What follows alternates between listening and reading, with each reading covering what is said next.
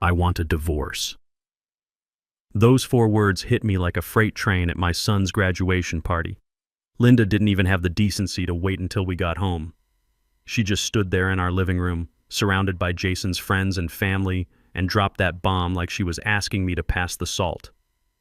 I'm Nathan Caldwell, 56 years old, and I thought I knew my wife of 25 years.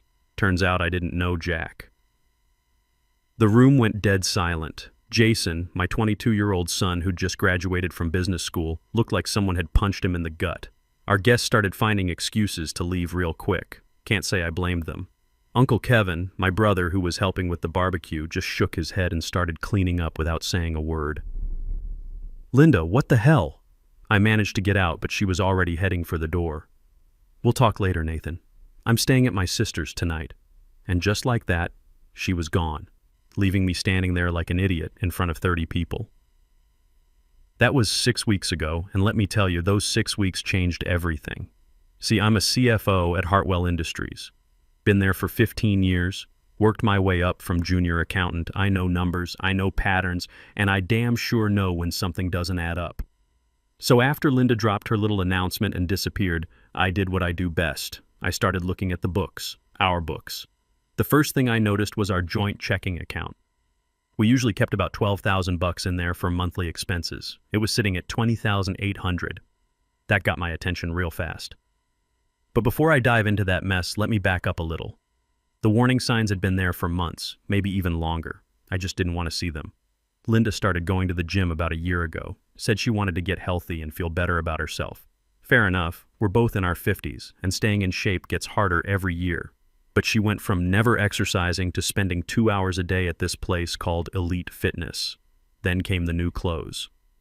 Linda had always been practical about shopping, but suddenly she was buying designer workout gear, fancy athletic shoes, and clothes that were way younger than what she normally wore.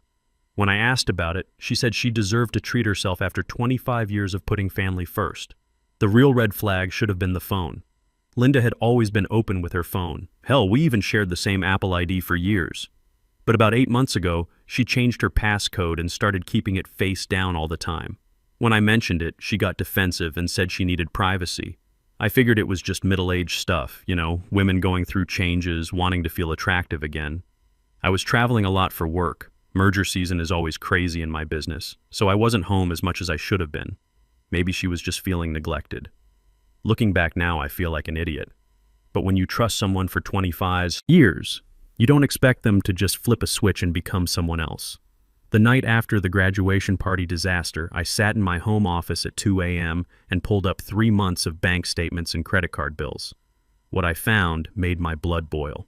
Charges at Elite Fitness, $285 a month for some premium membership. Then there were the clothing purchases. Designer stuff from stores she'd never shopped at before. Victoria's Secret charges that made no sense because, let's be honest, our bedroom had been pretty quiet for the past year. But the real kicker was the restaurant charges. Expensive places, always for 2 people, always on days when I was traveling for work. Fleming's Steakhouse, Del Frisco's, places that cost $200 for dinner. The amounts were too high for lunch with girlfriends. This was dinner date money. I sat there staring at those statements, and everything clicked into place. My wife of 25 years was having an affair, and she'd been using our money to finance it. The math was brutal. Over the past 12 months, Linda had spent roughly $28,000 of our money on what was obviously another man. Gym membership, dinners, gifts, shopping sprees that coincided with my business trips. All documented, all traceable, all coming out of accounts that I'd been filling with my salary for the past 25 years. The next morning, I called my brother Kevin. He's a private investigator. Used to be a cop before he went private about 10 years ago. Kevin's divorced himself, went through his own hell with his ex-wife, so he understands how these things work. Nathan, you sure you want to go down this road? Kevin asked when I laid it all out for him over coffee at our usual diner. I'm already down the road, Kev. I just want to know where it leads. Kevin studied the bank statements I'd printed out. This is pretty damning stuff. You want me to get proof? I want to know everything. Who he is, how they met, how long it's been going on. Everything. It's going to cost you about $2,000 for a week of surveillance. And Nathan, once you know, you can't unknow it. Do it. Kevin's good at his job, real good. Within 48 hours, he called me with preliminary results. His name's Austin Walsh, 32 years old, personal trainer at Elite Fitness. Lives in one of those new apartment complexes on the west side, the kind that costs $2,800 a month. Drives a leased BMW 3 Series. How's a personal trainer afford all that? That's the million-dollar question, brother.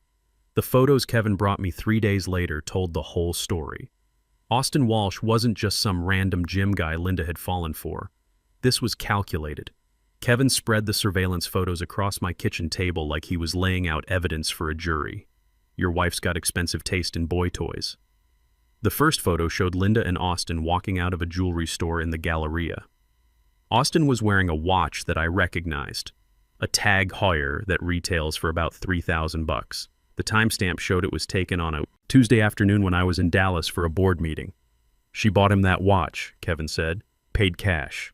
I followed them from the gym to the store. The next batch of photos were harder to look at. Linda and Austin at dinner, holding hands across the table. Austin's hand on Linda's back as they walked into his apartment complex. Linda leaving his place at 10 a.m. on a Wednesday, looking like she'd spent the night. How long has this been going on? I asked.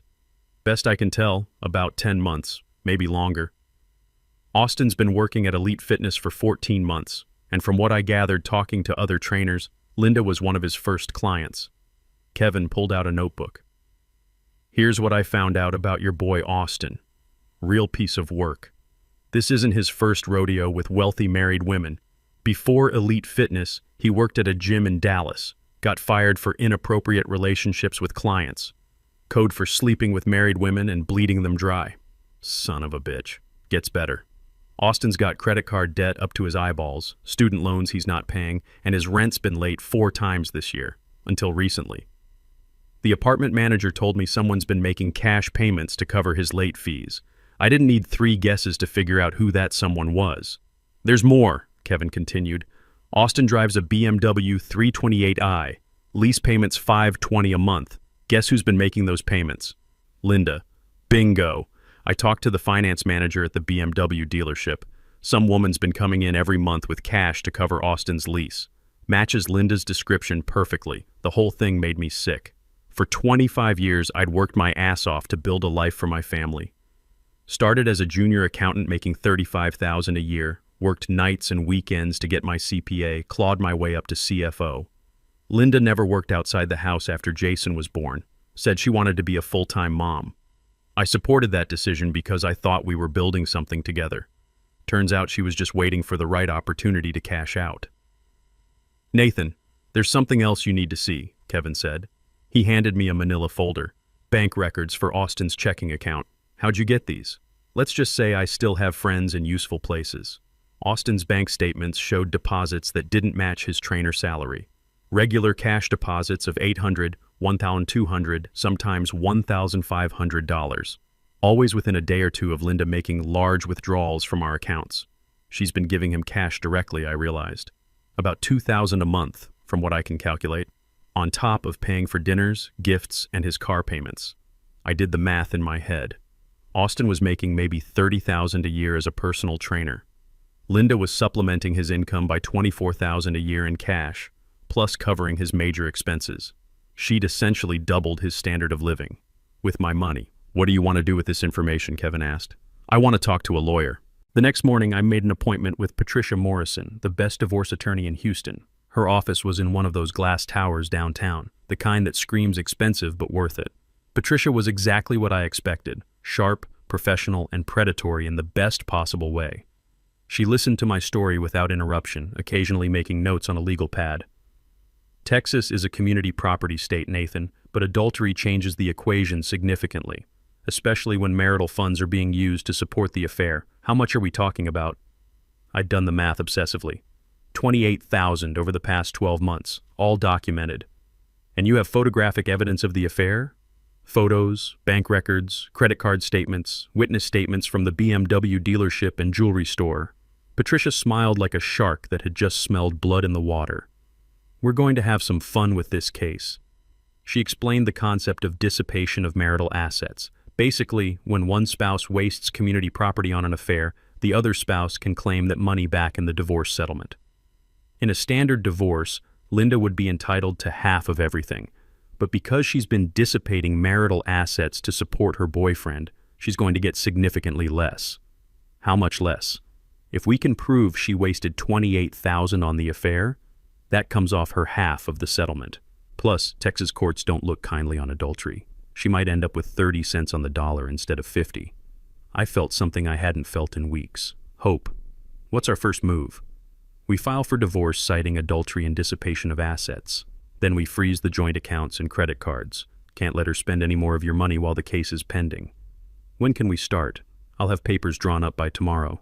Nathan, I have to ask, are you sure you want to go nuclear on this? Once we file these papers, there's no going back to friendly divorce. I thought about Linda holding hands with Austin. I thought about my money paying for his BMW. I thought about 25 years of marriage being thrown away for some gym rat with good abs. She made her choice, Patricia. Now she gets to live with the consequences. The divorce papers were served on a Thursday morning while Linda was at the gym. I know because Kevin was watching. She came home 20 minutes later, white as a sheet, clutching the legal documents like they might bite her. I was sitting in the kitchen, drinking coffee and reading the Wall Street Journal like it was any other morning. The look on her face when she walked in was almost worth the $28,000 she'd stolen from me. Nathan, what is this? Looks like divorce papers to me. Isn't that what you wanted? But it says adultery and dissipation of assets. Nathan, we can work this out without lawyers. I folded my newspaper and looked at her for the first time in weeks. Really looked at her. The new haircut that probably cost $200. The workout clothes that cost more than my first car payment. The manicured nails and professional makeup, all paid for with money I'd earned while she was screwing her personal trainer. Linda, we tried working it out. You worked it out by spending $28,000 of our money on your boyfriend. So now we're going to let the lawyers work it out. She sat down across from me, and for a second, she looked like the woman I'd married 25 years ago. Before the lies, before Austin, before she decided our marriage wasn't worth fighting for. How did you find out? Bank statements don't lie, Linda. Neither do credit card bills. Or photographs. Her face went even whiter. Photographs? I pulled out my phone and showed her one of Kevin's surveillance photos. Linda and Austin coming out of the jewelry store, Austin wearing his new watch. You bought him a $3,000 watch with our money. On a Tuesday afternoon when you told me you were having lunch with your sister. Linda stared at the photo like she couldn't believe it was real. Nathan, I can explain. No need. My lawyer already explained everything to me. In Texas, when you waste marital assets on an affair, it's called dissipation. The court doesn't look kindly on it. What do you want? I want you to understand that actions have consequences. You want a divorce? Fine. But you're not walking away with half of what I spent 25 years building so you can shack up with some gym rat who's probably screwing 2 other married women on the side. That hit home. Linda's face crumpled like I'd slapped her. We're not just... Linda, the guy's a professional. This is what he does. You're not special. You're just the one with the deepest pockets. The next few days were interesting. Linda tried calling me at work, showing up at the house when I wasn't there, even had her sister call to mediate. But Patricia had been clear. No communication except through lawyers. Kevin kept me updated on the fallout. Austin was getting nervous. Without Linda's cash payments, he was struggling to maintain his lifestyle. The BMW lease was late, his apartment rent was overdue, and Elite Fitness was starting to ask questions about why one of their trainers was suddenly having money problems. Linda's been trying to get cash together, Kevin reported during one of our coffee meetings. She tried to withdraw $5,000 from the savings account, but the bank froze it per your lawyer's instructions. What's Austin's reaction? He's panicking. Guy's been living above his means for so long he doesn't know how to scale back. Word around the gym is he's been hitting up other female clients for loans. That's when Linda made her first mistake. She called me directly, crying, begging me to unfreeze the account so she could help Austin through a rough patch. I recorded the call. Nathan, please. Austin's going to lose his apartment if he can't make rent. I just need $2,000 to help him get caught up. Linda, you're asking me to give money to the man you cheated on me with. Do you hear yourself? It's not like that. Austin's a good person who made some mistakes. He needs help.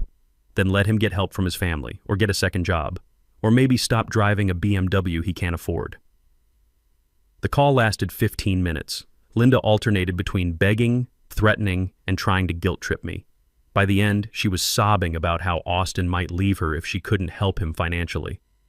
I hung up and immediately sent the recording to Patricia. The second mistake came a week later. Linda got desperate and tried to use our joint credit card to get cash advances for Austin. The card was declined because Patricia had frozen all our joint accounts, but the attempt showed up on my credit monitoring alerts. Patricia was delighted. She's making our case for us. Every time she tries to access marital funds for her boyfriend, it's more evidence of dissipation. The third mistake was the biggest one. Linda convinced Austin to call me directly. "Mr. Caldwell, this is Austin Walsh. I think we should talk." "I don't think we have anything to discuss, Austin. Look, I know this situation is complicated, but Linda and we love each other. She's going through a hard time right now, and I was hoping you might consider unfreezing some of the accounts so she can get back on her feet." The ball's on this guy. He was asking me to finance his affair with my wife. "Austin, let me explain something to you. You've been living off my money for the past year, driving my car, wearing my watch, eating my food. That's over now. If you want to be with Linda, you're going to have to support her yourself. But she doesn't have access to any money. That's what happens when you cheat on your husband and waste marital assets. Maybe you should have thought about that before you decided to become a kept man." Austin hung up on me, but I'd recorded that call too. Patricia was practically giddy when I played her the recordings. "Nathan, this is beautiful. Not only do we have evidence of the affair and financial dissipation, we now have recorded admissions from both parties. Linda's going to be lucky to walk away with 25% of the marital assets. When do we go to court?" "Settlement conference is next week. Want to bet they're going to be much more reasonable about negotiations?" The Best Revenge, Part 4, Final. The settlement conference was held in Patricia's law office on a rainy Tuesday morning. Linda walked in with her attorney, a public defender type who looked like he'd rather be anywhere else. She'd lost weight, and not in a good way. The stress was eating her alive. Austin wasn't there. Smart move on his part. "My client is prepared to offer a 60-40 split of marital assets," Linda's lawyer started. Patricia didn't even blink. "My client is prepared to accept 85-15, with Linda responsible for her own legal fees and credit card debt." "That's unreasonable." Mrs. Caldwell contributed 25 years to this marriage. Mrs. Caldwell also contributed $28,000 of marital funds to her boyfriend's lifestyle. She's lucky we're not pursuing criminal charges for theft. I watched Linda's face crumple. She kept looking at me like I might suddenly remember the good times and go easy on her. But every time I felt a twinge of sympathy, I remembered that watch on Austin's wrist. The negotiation lasted 3 hours. By the end, Linda agreed to 75-25 split, which meant she walked away with about $180,000 in cash and retirement funds. I kept the house, my 401k, and most importantly, my dignity.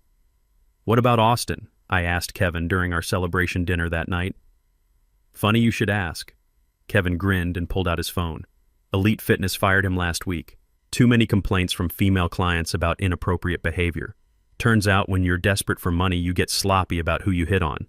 Where's he now? Last I heard, he moved back to Oklahoma, living with his parents. The BMW got repossessed and his fancy apartment kicked him out for non-payment. And Linda? She tried to follow him, drove to Oklahoma City with whatever cash she had left. Austin wouldn't even see her. Apparently he told his parents she was some crazy woman who'd been stalking him. I almost felt sorry for her. Almost. The divorce was finalized 6 months ago. Linda moved to an apartment across town, the kind of place you rent when your credit's shot and you're living on a tight budget. She called a few times in the beginning, usually after she'd been drinking, wanting to know if I ever thought about getting back together. Truth is, I don't miss being lied to, cheated on, and financially manipulated. I don't miss feeling like I wasn't good enough for someone I'd spent 25 years taking care of. Jason handled the whole thing better than I expected. He's a smart kid, takes after his old man. When I finally told him the whole story, he was more angry at Linda than sympathetic. "Dad, I'm proud of how you handled this," he told me over dinner last month. "You could have gotten nasty and dragged it through the courts for years, but you just played it smart and let the facts speak for themselves. Sometimes the best revenge is just letting people face the consequences of their choices, son." "What happened to Mom anyway? I haven't heard from her in weeks." I'd heard through the grapevine that Linda was working part-time at a department store and sharing an apartment with another divorced woman. The glamorous life she'd imagined with Austin had lasted exactly as long as the money. She's figuring out how to live within her means, Probably the first time in her adult life she's had to do that. These days, I'm doing pretty well. Got a promotion at work. Senior vice president now with a nice bump in salary. Started dating a woman named Carol who works in our accounting department. She's 48, divorced, has her own money and her own life. No drama, no games, just honest conversation and mutual respect. The house feels different now. Lighter somehow. I can watch what I want on TV, eat what I want for dinner, and not worry about walking on eggshells around someone who's clearly unhappy with their life. Carol and I are taking things slow. She knows the whole story, and she respects how I handled it. You could have destroyed her financially if you'd wanted to, she said, but you just took back what was yours and moved on. That's exactly right. I didn't want to destroy Linda. I just wanted her out of my life so I could build something better, and that's exactly what I'm doing. Sometimes I run into people who knew us as a couple, and they ask what happened. I just tell them we grew apart, wanted different things. No point in airing dirty laundry or making Linda look worse than she already made herself look. But if some guy asks me for advice about marriage, about warning signs, about protecting yourself, I tell them to pay attention to the money. Money doesn't lie. Bank statements don't have ulterior motives. And if something doesn't add up, it's probably because someone's cooking the books. The best part about being on my own is the freedom to be myself again. For the last few years of my marriage, I felt like I was constantly trying to figure out what was wrong, what I could do better, how I could make Linda happy. Turns out the problem wasn't me at all. The problem was that Linda had checked out of our marriage but was too cowardly to say so. Now I wake up every morning knowing exactly where I stand. My money is my money. My time is my time. And if I want to spend either one on someone, it's because I choose to, not because I'm being manipulated into it. That's worth more than any settlement or revenge scheme. That's just called living your life on your own terms. And at 56, I'm just getting started.